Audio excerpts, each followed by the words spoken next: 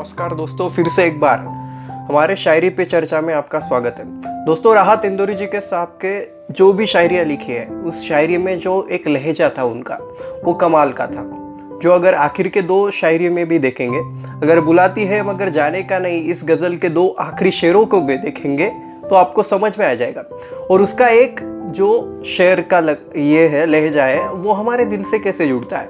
जैसे कि हमने कहा, वबा फैली हुई है हर तरफ, वबा फैली हुई है हर तरफ। वबा का मतलब होता है एक तो महामारी, या तो हमारे भीतर जो भी खराब माहौल होता है, समस्या होती है, उनका जो माहौल बनता है उसको हम वबा कह सकते हैं। जैसे कि अभी कोरोना की महामारी है, तो वबा फैली हुई है हर तरफ, अभी माहौल मर जाने का नहीं, अभी माहौल मर जाने का नहीं। तो ये माहौल कौन सा है? ये हमारे अंदर का माहौल भी हो सकता है।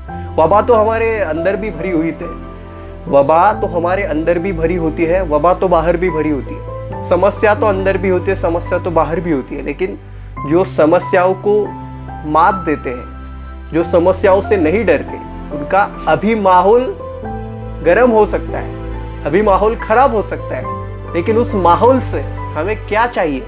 उस माहौल से हमें अपने आप को नहीं बदलना, हमें अपने आप में यकीन भी रखना है और समझना है कि माहौल कौन सा है। और इस माहौल से अभी माहौल मर जाने का नहीं, जिंदा लाश बन के नहीं रहना है। हमें जो जिंदा लाश बन के है उनको जगाना है, अपने आप को जगाना है। तो यही वबा फैली हुई है हर तरफ, अभी माहौल मर जाने का नहीं। बाहर का माहौल कैसा भी हो, लेकिन जो माहौल है वो अपने अंदर से सुधारना है।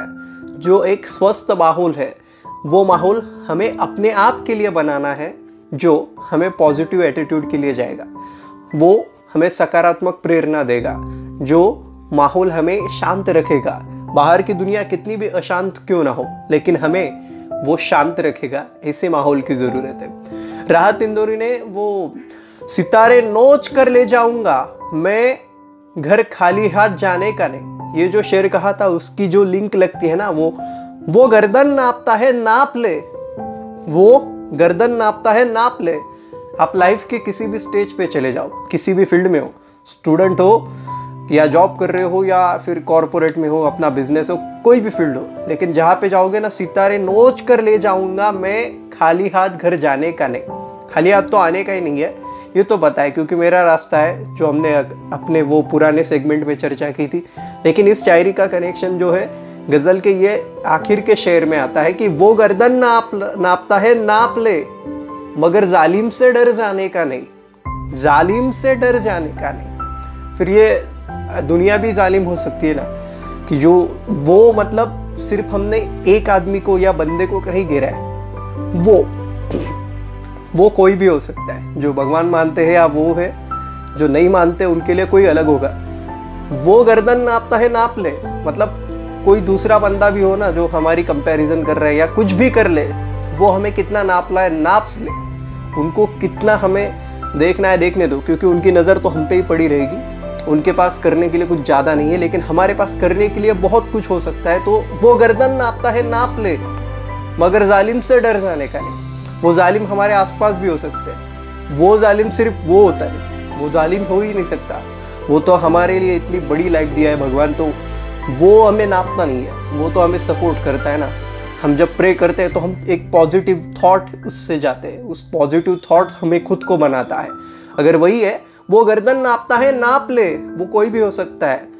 जिस हिसाब से वो जालिम है ना, तो इस हिसाब से उसने उसकी हद पा ली है, हमने हमारी हद हमें पानी है। तो इसीलिए वो गर्दन नापता है नाप ले, मगर जालिम से डर जाने का नहीं। कोई भी हो दुनिया में, डरने का नहीं, क्योंकि फील्ड अलग हो सकती है, आदमी बंदे कोई भी अलग हो सकता है, लेकिन वो जब आते हैं सामने, वो कुछ कहते हैं तो हम डिस्ट्रैक्ट होते हैं। अब क्रिकेट देखते हो ना, तो क्रिकेट में एक टीम स्लेज करती है दूसरे प्लेयर को, जो अच्छा खेलता है शायद उसको बहुत बार, और पेशेंस नहीं होता तो शायद वो आउट हो जाता है। इसी तरह से ये दुनिया है, हमें डिस्ट्रैक्ट करने के लिए बहुत से बंदे हैं, तो इसीलिए वो गर्दन नापता है नाप ले, हमें उससे कोई मतलब नहीं है। वो हमें हमारी तरफ देखते रहे, काफ़ी बढ़िया पॉइंट है, क्योंकि हम तो खुद बन रहे हैं, तो बनते बनते हमें डिस्ट्रैक्ट नहीं हो रहा है। फिर वो गर्दन नापता है नाप ले, मगर वो जालिम हो तो रहने दो, मगर उस जालिम से डर जाने का नहीं।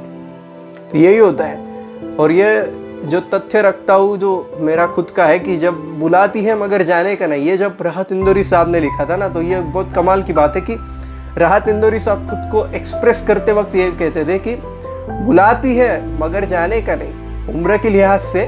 और फिर मुझे ये लगता है कि उम्र भी हमारी लौट के फिर कभी आती नहीं है, तो इसीलिए ये दुनिया है, इधर जाने का नहीं, बुलाती है मगर जाने का नहीं। क्यों? ये उम्र कितनी भी बड़ी हो, ये उम्र कितनी भी अच्छी लग रही हो, लेकिन ये उम्र में हम फिर से, अब मुझे लग रहा होगा कि मैं अगर 8-10 साल का होता तो कैसे था, तो उस 8-10 साल में मैं अभी जा नहीं सकता। इसीलिए बुलाती है मगर जाने का नहीं, ये दुनिया है, इधर जाने का नहीं, ये दुनिया ऐसी है। फिर ये इस दुनिया में मुझे फिर से तो आना है या नहीं, ये मेरे हाथ में तो नहीं हो सकता शायद। फिर भी अगर मुझे कोई कह सकता है कि आपको अवसर मिला है कि इस दुनिया में आना, तो फिर भी बुलाती है मगर जाने का नहीं, मुझे जाना नहीं है। मेरा खुद का रास्ता था, मैंने बड़ी कमाल की ज़िंदगी बिता ली। ये कहने की स्टेज पे आते हो ना, तब ये बुलाती है मगर जाने का नहीं, यह दुनिया है, इधर जाने का नहीं।